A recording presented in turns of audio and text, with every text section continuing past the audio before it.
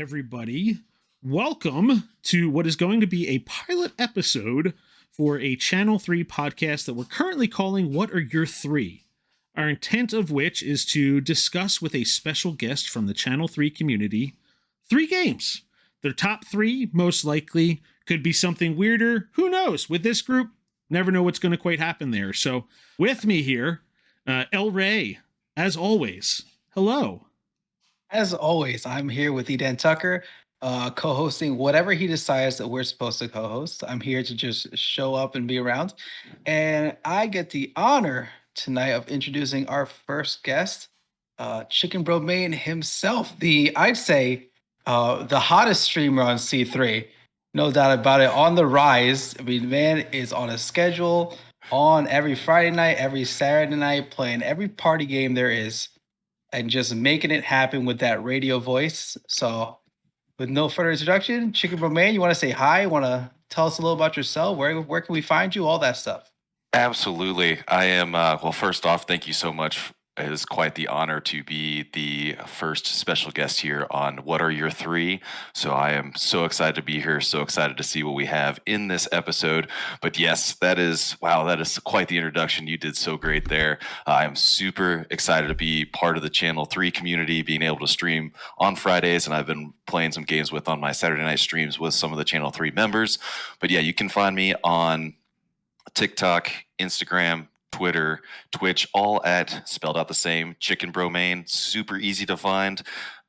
Think I'm the only one out there. I haven't run across anybody else that has the same kind of name, so it kind of makes it unique. So I'm excited to be here. Thank you so much for having me. That's where you could find me. And yeah, that is quite the introduction. So thank you.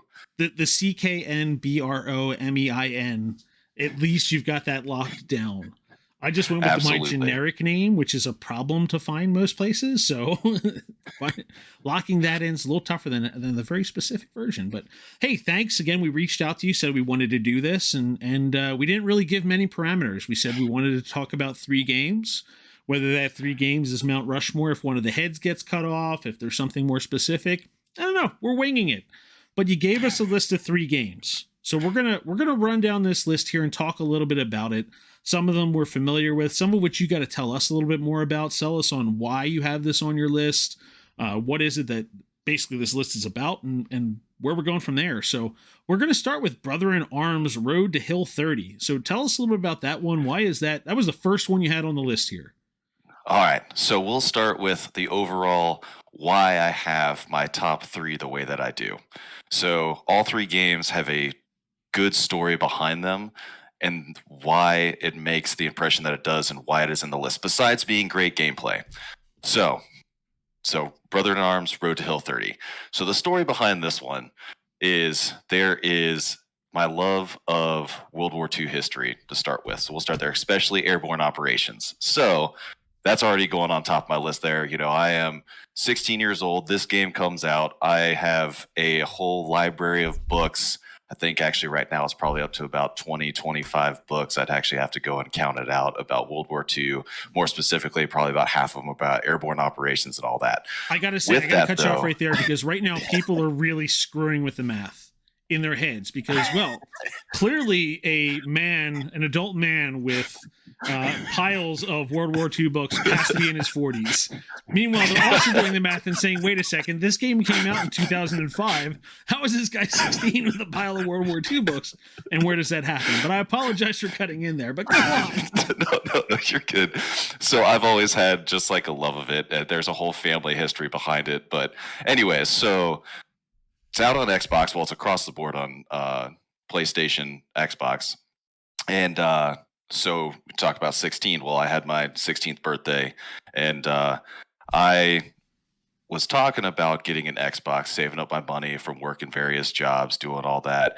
And it was my parents weren't the biggest fan of video games. They tolerated them. I had a GameCube at the time. So like you could think, Nintendo, family friendly, all that kind of stuff. Well, for my 16th birthday, they surprised me with an Xbox and this game. So first off, I was absolutely ecstatic. So that's why it's probably one of my greatest video game memories that sticks out in my head. But then on top of that is you take a tactical first person shooter. So for people that don't know a lot about this game, is you have you have two different fire teams, and you basically have to learn to maneuver them around the maps. And so it's all about, fire, flanking, shoot, move, communicate, all that stuff. So it's very important that you do that, because if you don't and you just run it headstrong like Call of Duty, all that was at the time, you're just replaying the same levels over and over and over again. So the fact that the tactics that are in it makes you think outside the box, which I had never saw at the time from playing first person shooter video games. So this really separated from, because what this made me think of was like Medal of Honor was the one. I don't know whether it was like choices at this time, because Brother in Arms, this was also like a dark point in video games for me, just because of the time in my life. Like I played some games at that point, but Medal of Honor, I had real Medal of Honor vibes, but that was just straight first person shooter. This sounds like there's a lot more strategy to it than just like, oh wait, I'm living Saving Private Ryan. That's what I remember from Medal of Honor. Like, oh, you're invading the beach and you're playing app. And there were a lot of those vibes with this, right? Like it seemed very cinematic, and absolutely there was a lot going on there, but there's a lot more strategy. Yes. So the cinematics with it. I mean, there was, you're trying to I believe the opening scene, if I remember, because it's been a while since I've seen it, but you're there trying to hold this hill. This is a perfect. Not safe for work, not safe for family. I learned that also. Fortunately, I had the headphones in while I was checking this one out. Otherwise, there was definitely some language, but so they were on a berm trying to hold a hill, but everything that's going on, and it's just like at the same time, was it 3 years earlier? Or was it 4 years earlier? Band of Brothers came out as well. So think taking the cinematics that was Spielberg's Band of Brothers, putting it into a video game, and then putting on top of that, hey, there's a machine gun nest here. You have to learn how to get around. You can't just run around, go up to it, throw a frag in there, and you'll be good. So it definitely made it very interesting. And are you taking shots at Giovanni Ribisi and Tom Hanks? Is that what that was? Like, no, I'm not. BC went down for it, man. That felt like a direct shot at the strategy or lack thereof. Of just like, hey, throw your one medic into this. Is that what that was? Absolutely. I'm sorry, not. we're getting oddly specific with Saving Private Ryan. Was that not part of the plan? Off the rails. Cut that out of this. Okay.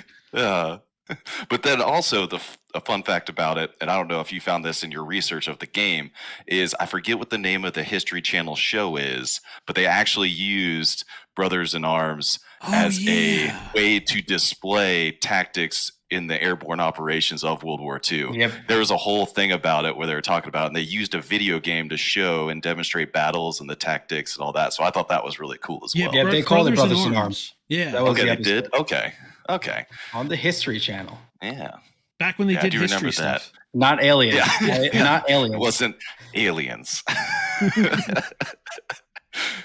So that's why it's number one on my list. I think I played that game, and I had a buddy spend the night that night for my 16th birthday, and I believe we made it almost all the way to the end before we fell asleep.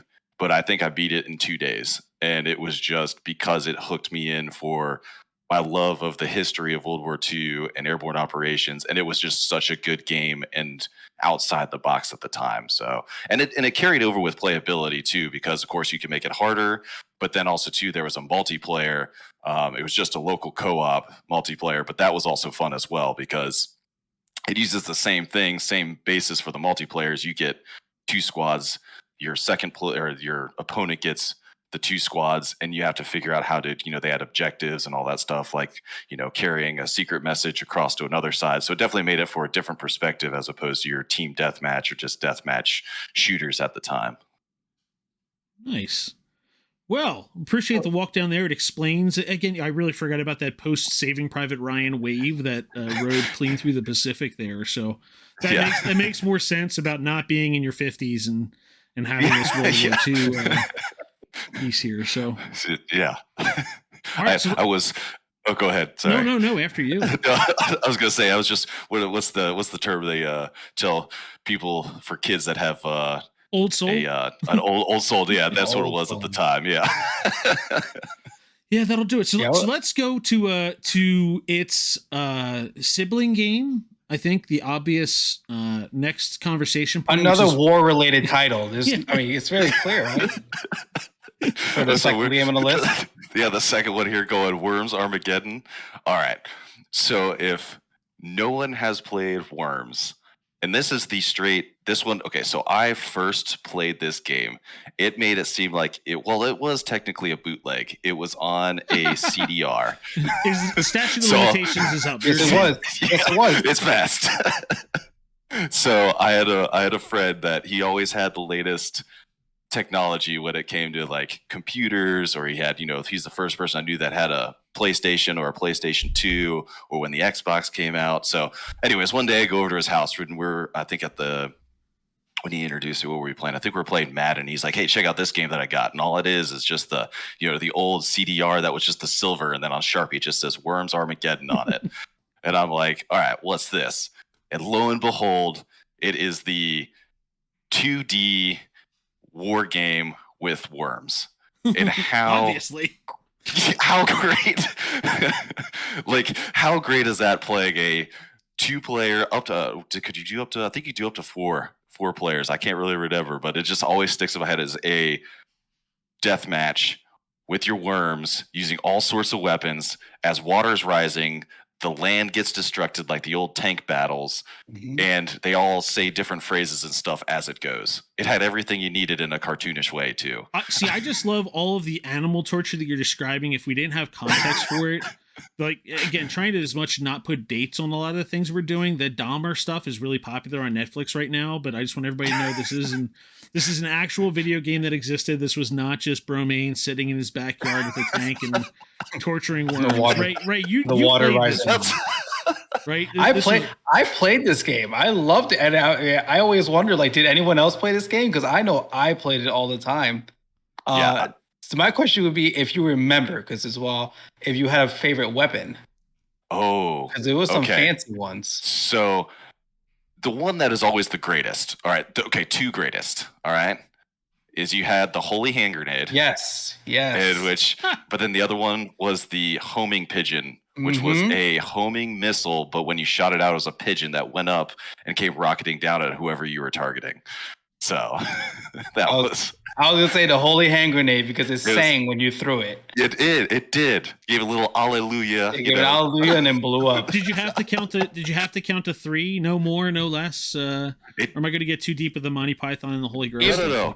I think you did have a 3-second timer you had to throw it within once you pulled it out. So I do agree that you had to count 2, 3, no more, no less. My kids have appreciated the Monty Python of late, so it only feels appropriate. I did not know the Holy Hand Grenade of Antioch came out in this. Yes, it is. Hey, what I do have to point out, though, before you go any further, though, I didn't realize until I was looking for this. So for anybody not familiar, and we'll have to blurb about Channel 3 later on during this one's a pretty highly rated one. This one's sitting at a 4.7 with a bunch of ratings on there. So this is not an isolated, like, oh, this game does not exist and one person remembers it. This is actually, pretty popular out there for everybody. And I think it was one that everybody, like El Rey was saying, was like, I played this. Did anybody else play this? It was like one of those unspoken, everybody's looking around the room. And then once someone was like, oh yeah, I played that game, everyone was like, oh, okay, it wasn't just me. It's like I said, it's a lot of favorites and a lot of Mount Rushmores, so you're not alone. Yes. And it's still updated. You can find it on Steam still, this game. I don't know if it's just as the same thing. They mess with some, but apparently since 2013 it's on Steam. It's on the multiple purchases lists for people as well, on the list feature of Channel 3. So again, I'm gonna have to check this out. I've got the Steam set up. I'm gonna have to just bite the bullet and grab this one. It's going on the wish list, just like Chex Quest, that I know that it's back out. But I will say so. I gotta look it up. I can't remember now. No, I think Chex Quest got whacked off of there, but Putt Putt continues to reign supreme. Putt Putt's still there. Putt reigns supreme. But so with we're talking stories and stuff. Besides the bootleg copy, thinking that it was cool because it seemed like it was from the underground, this unreleased game. But so these phrases that that the worms would say, and they always had something, like be something like, oh, that's stupid, or something like that, if you mess up or something. So at the same time, so I'm over at my buddy's house playing, and this is the game that we would play a long time. His dad pokes his head in, and what's the first thing he hears when he comes in? Was it said, shut up, stupid. And he was trying to say something, and he thought it was me because our back was turned to the computer. And he still makes fun of me to this day, telling everybody, yeah, the first time I really met him, he called me stupid. And, it was Oh my God. so that's why it was number 2 on my list as well, because it's a gaming memory I will always keep with me. So as And Ray before mentioned, we- it's out there. It's on Steam. Get it. Ray, Yeah, you were Yeah, saying. and get before it. we It's leave gonna- it, Dan, since you mentioned it, apparently the Holy Hand Grenade was put in the game because of Monty Python and the Holy Grail. Oh, I figured there's no there's no They random put that in. They put it in on purpose. there's no Shakespeare's monkeys like with typewriters eventually typing out the Shakespeare play. The Holy Hand Grenade of Antioch is a one and only. That is only the warped mind of Monty Python that's going to bring that out there. And I am immediately after this going to be downloading this game. Just finding out that exists in there means I'm vibing with this. Yeah. So So third game. I think we the got third game, which is obviously indie. just like the other two. Yeah, we got a little indie we're going to talk about here. Not familiar to many. So you want to tell us about your third game on your list? Are we all looking at the same Yeah, the same third? Tell us about this third war game. Third, yeah, it's a war, also a war game. So the ever classic Mario Kart 8 Deluxe as my number 3 on the list there. And so that one is, I mean, everybody knows it. Everybody plays it. It is still the best selling, and especially with the new DLC release game that, I think, or kart game they've ever put out, I think. I mean, don't get me wrong. There's groundbreaking across the board on some of them, and we'll probably get to one of them here in not too long. But this game for this is the reason it's number 3 is this is the game that got me back into gaming, I guess you could say. Is I do travel a lot for work. Well, not with change jobs. I explained that on my stream. You can go back, watch my VODs and stuff like that. But before, so the reason I got a Switch is because I traveled a lot. And, I had a gaming laptop that I kind of diddle with here and there and stuff, but it's a desktop replacement. It weighs about 9.5 pounds. And I was tired of dragging it around with me to the airport, doing all that. So I was like, hey, the Switch is out. It's been out for about a year. And I was like, you know what? I've heard about it. I like Nintendo. It's portable. I could play it at the house. So let's get it. And the first game I bought was Mario Kart 8. And I forgot about my love for Mario Kart and how fun it is and how entertaining it is. And then on top of that, it was about 2 years, or it was a year later, excuse me.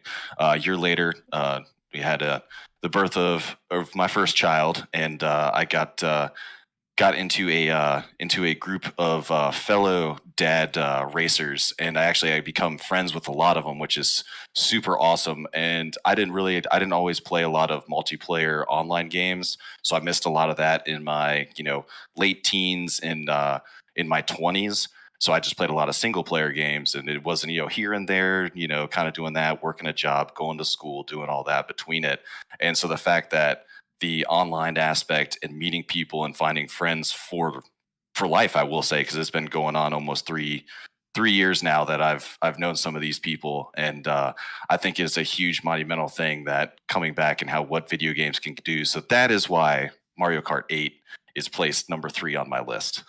Yeah, so I mean, frankly, we're all here because of the dad gaming, right? That's what led us. The dominoes position themselves from same for me. I'm traveling. I got a Switch. I got Mario Kart 8 because I got it early, so it was Breath of the Wild and Mario Kart 8. The dominoes fall, and here we are all talking to each other now.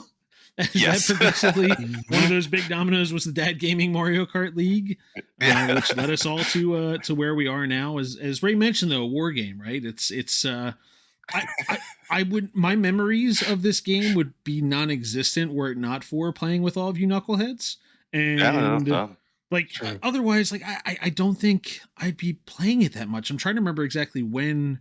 It was early on enough that I fell into that group also and started playing, especially the Monday nights. Or I did a lot more Sunday nights at first, but then just kind of okay, I'll jump on the voice chat, and then yeah, hey, I know these people better than I know neighbors at this point. So yeah, that's an epic one. Like you said, they are piling on tracks. They can add tracks until the end of time for all I care, and just keep calling it Mario Kart 8, and I'll be perfectly fine with that.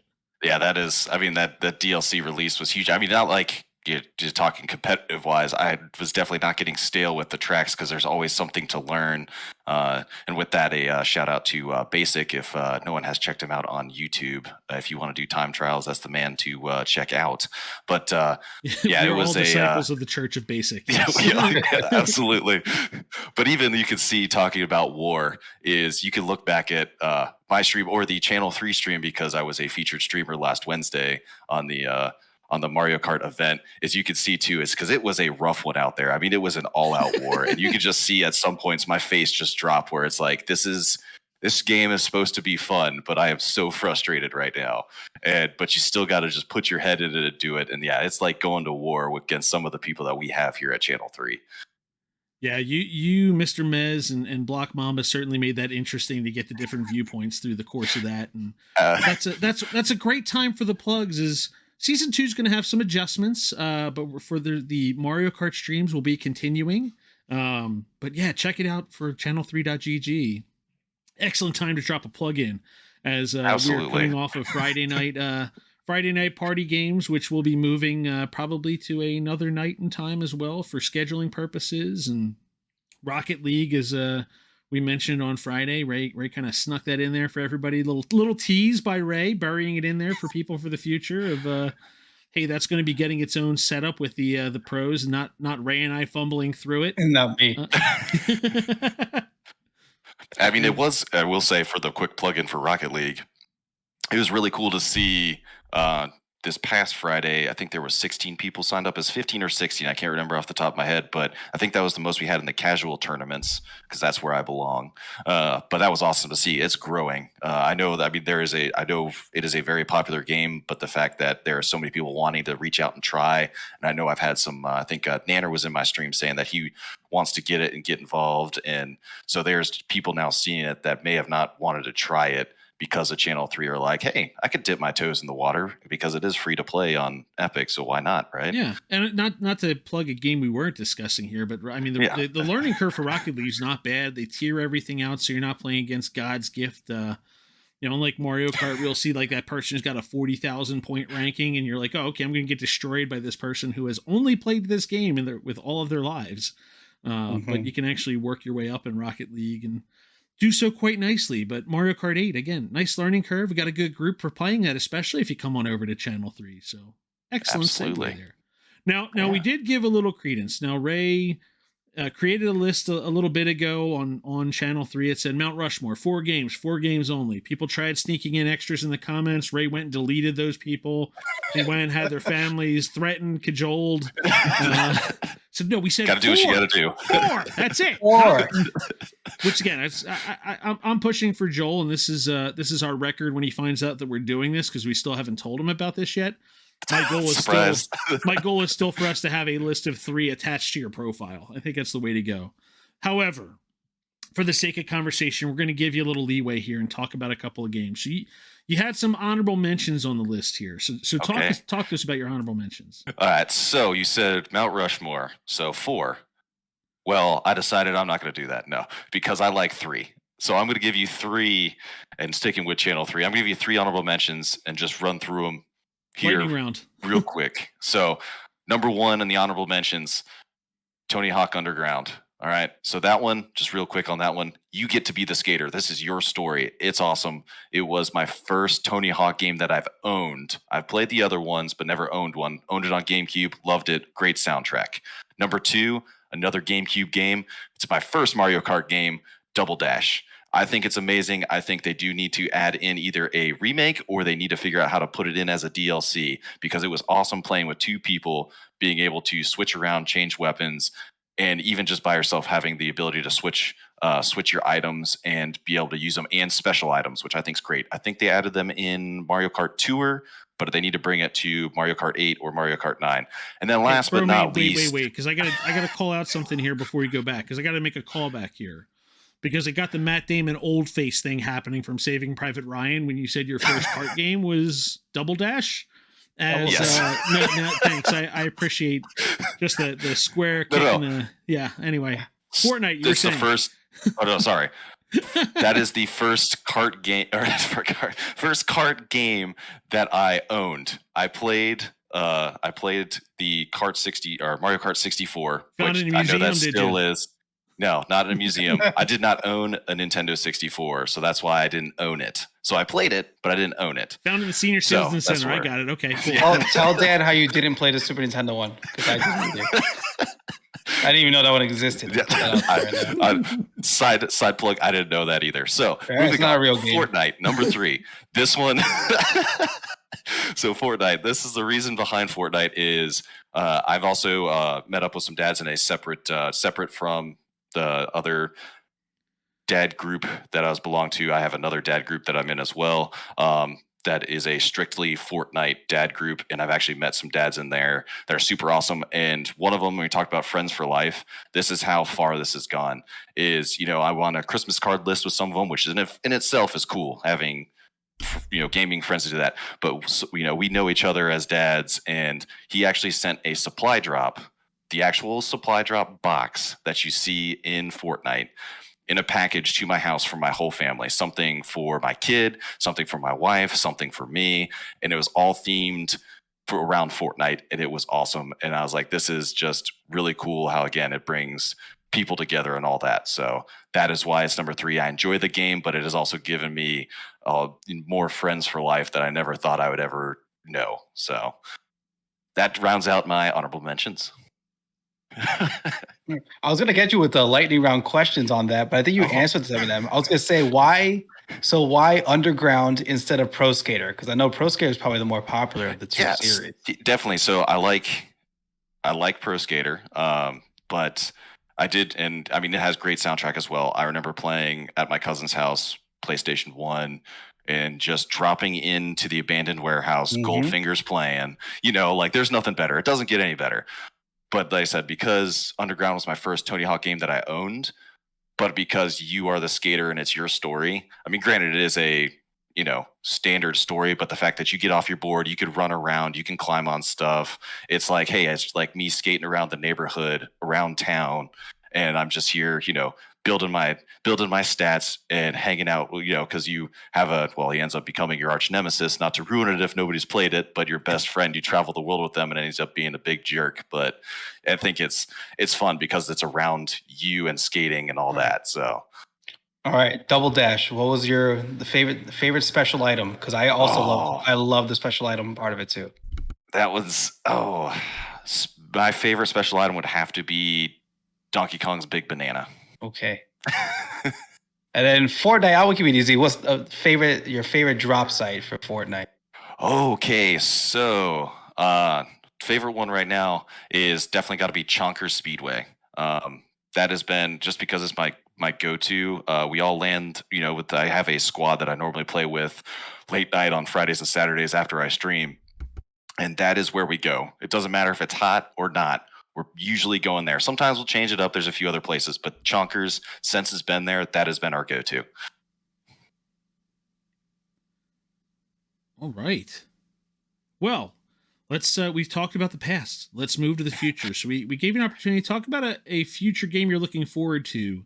And I got to call out because your first one here is a sequel to a game with a whopping 2.4 rating on Channel 3.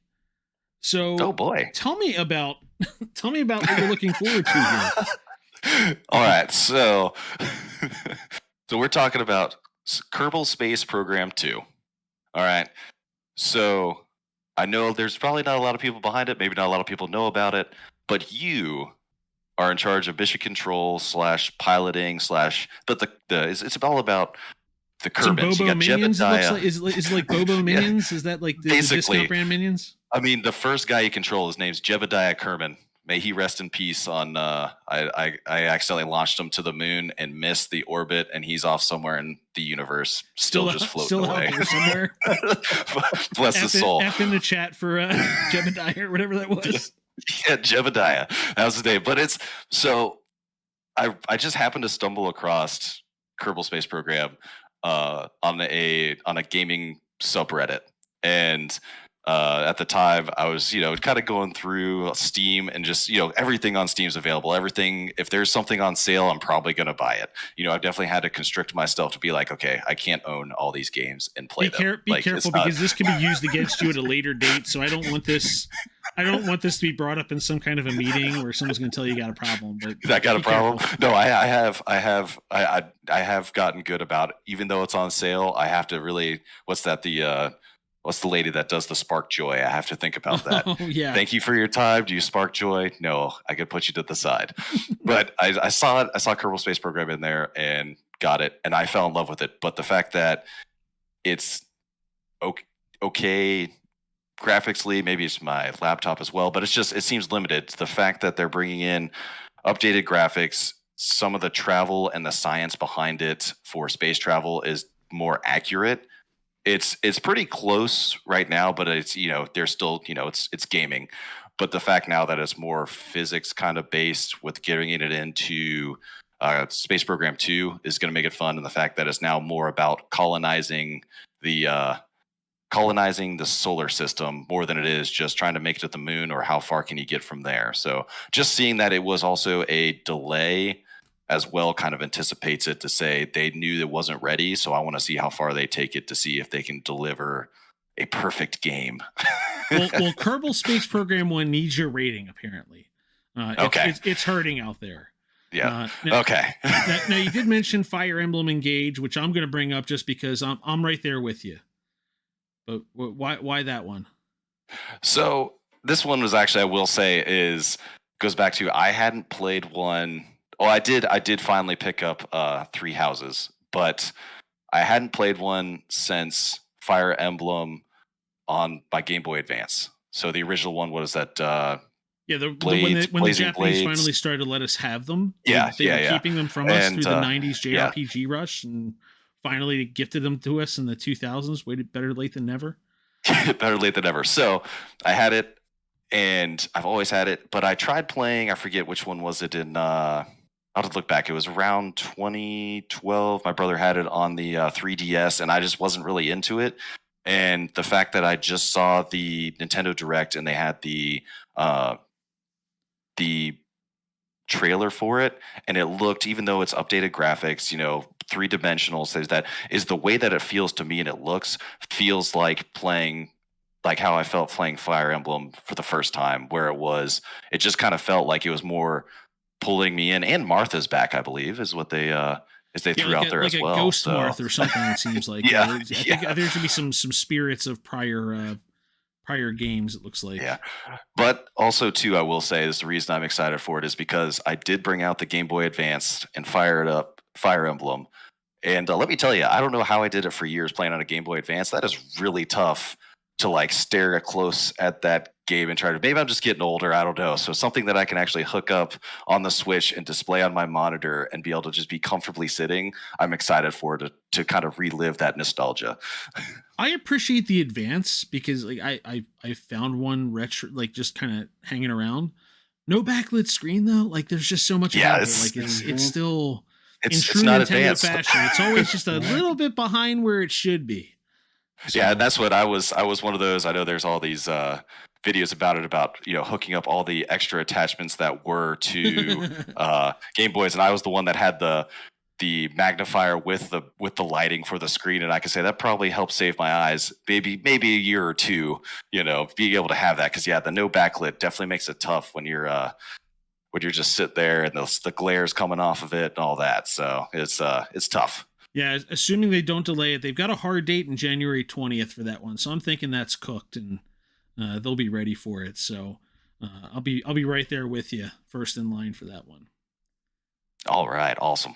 All right, so one of the things on Channel 3 from a feature perspective is quests, where questions are asked. Some of them are philosophical or hypothetical or about experiences, and one of the things we wanted to do to wrap this up was to ask you a quest question and not tell you what it is and find out what your answer is going to be off the cuff. So the question we're going to ask you is, what video game world would you choose to live in and why? Ooh, my. That is sort of one on the spot there. All right, so what video game world would I choose to live Now, into and why? Ray, I want to call it. He's doing a really good job here. The only thing he's missing is like take a quick sip of water. He I did was the stalling. good I was question. actually thinking about Stalling that. on the For answer anybody here. who's got to do the public speaking thing, you just watched a clinic taking place there. That's Repeated a the great question. question, broke Repeats it up it into kind pieces. of, in a retrospective sort of way. We're giving him a little extra time here, Ray, too, with throwing in a little bit of that. But anyway, I'll tell you, the man's an expert. I am going to go with on this one. I'm going to go with the Fallout universe. Oh, So the God. reason behind this. So here's why. All right, hear me out. Okay, we'll go more. Let's say Fallout 4 universe, not so much like the you want original Boston? Fallout. You want, I wasn't go to ready. So we'll Boston? go. I do enjoy Boston, so we'll start there with that. It's a great area, and but the fact that I've just come out the vault and everybody's already had time to figure it out. So I'm just kind of like, everyone built this world. I'm merely just kind of hopping around in it trying to find my son. No, I just thought it was really cool because you have.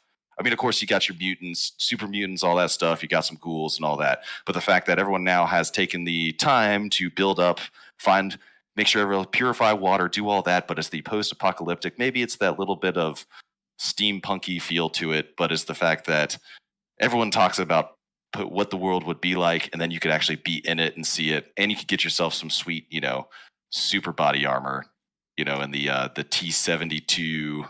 So the T-72 armor there, Yeah, but I just think the idea. You needed the battery units for that one, and you needed the fusion batteries. The atomic cores. Yeah, but I do like. I think the way that it's set out there and the way they turned Boston. Because I will say, I actually got Fallout 4 as a wedding gift from a friend. So that's if that shows my. But so I played it, but then took a trip up to Boston about 3 years later. And I was like looking around, I was like, some of this kind of looks a little familiar. I mean, of course, the big things, like Boston Commons, Fenway, things like that. They got the landmarks down. Like maybe not geographically accurate, but they got them down. But the hotel that we were staying at, the size of the building and the kind of scale to it is actually in the game. But it is, kind of rubbly and stuff, but they still got the dimensions sort of right. It was one, it was a couple blocks off of Boston Commons, and you could go down and you could kind of tell it looked like the building. So they actually did their work in there. So it was actually nice to see it in that post-apocalyptic world. So that is why I choose Fallout 4, because I'd like to see what the world would be like when everybody thought it ended. Not terribly different from Boston as it exists today, just slightly more radioactive Fallout. That's a shot right there too at the end of this. Yeah, the Philly in me is coming out here. I got to right there. Fair enough. Well, Bromein, first of all, I got to thank you again. cknbromein. You can find him everywhere, even on platforms that don't exist yet. You will find Chicken Bromein available to you there. I just want to say thank you because, again, we're calling this a pilot. This was kind of thrown together. You can tell again because of the fact that I stepped all over Ray's lines at various points in this and forgot where I was supposed to do that because I did not do our notes as thoroughly as Ray and I have done for other things in the past. So I will then thank Ray again for coming along on this experiment with me and allowing me to step on his lines without throwing up his papers in a hissy fit and wandering off here. So, Ray, where's everybody find you? We got to get that in here at the end at least. They find me on Twitch every once in a while, but honestly, I'm probably on Channel 3 streaming or on Dad Gaming streaming. I don't know the last time I streamed my own thing. Just find me on the website. I'm hanging out there. I'm on Discord all the time. I don't do any of the other fancy stuff. I'm not like Bromein. I don't have it all locked down like that, but I'm around. So Bromein, I'm going to close out with one thing here that I didn't list on here as well. We are focusing this on Channel 3. For anybody who's not familiar, channel3.gg. Everything you hate about the other websites and social medias for gaming is all better over here and only getting better by the day. But I got to ask you, what's been your favorite thing since Channel 3's come into your life? So I'll say two things. So quests are definitely a fun one because of course, XP in there, the free spin stuff like that. Actually, shout out. See if I can hold it up in time. I did get a little bomba on top of that. So a little plush from bomba. The prize wheel. Yeah. So, but the quest though is fun because it makes you think about what you've done in gaming. Because it's everything from like one I proposed is, do you have a gaming tattoo? And I do. I have a Fallout Nuka Cola bottle cap, but it's one of those. Who else is like so? Who else is obsessed with games that they permanently mark it on their skin? And it's like, but it's also the how many kills can you get? What's the most eliminations? Because you can't use the word kill. No, how many eliminations can you Yeah, get in Fortnite keeps it Fortnite? cleaner. That's Or it was the can you do an unfair 1v4 in Rocket League, or can you get the 3 seconds left on World 1-1 on Mario? It's the stuff that makes it fun and exciting, and of course you can get free rewards with it too. But then you can also put it on your timeline and say, "Hey, I'm actually good at this game," or "Hey, I'm terrible," or "I'm just trying my best." And it's just fun because no one's judging you for it at all, and no one's saying, "Oh, this guy's just you know posting stuff about gaming because he wants attention." No, it's because we're in a community where we all want to share our love for gaming, our experiences, and come together over it, which I think is awesome. Cool. Well, thank you for sharing. Ray, thanks for coming along for the ride again. Bromain, thank you for being our Yeah, thank you. scientific victim here. And on that note, we're going to close this out. And I'm sure at some point I will figure out something clever to say. However, I don't have it now. So we're just going to say see you later. And thanks for watching, listening, whatever this is. If we ever allow it out of the vault, whether we re record something with Bromain, if we continue to do this, or if we say, oh my God, this was a horrible mistake, and we bury it with the ET cartridges, except this will actually never be found, unlike the ET cartridges. We'll see how that goes. So thanks, everybody. And thank you again, Ray, and especially special guest, Chicken Bromain.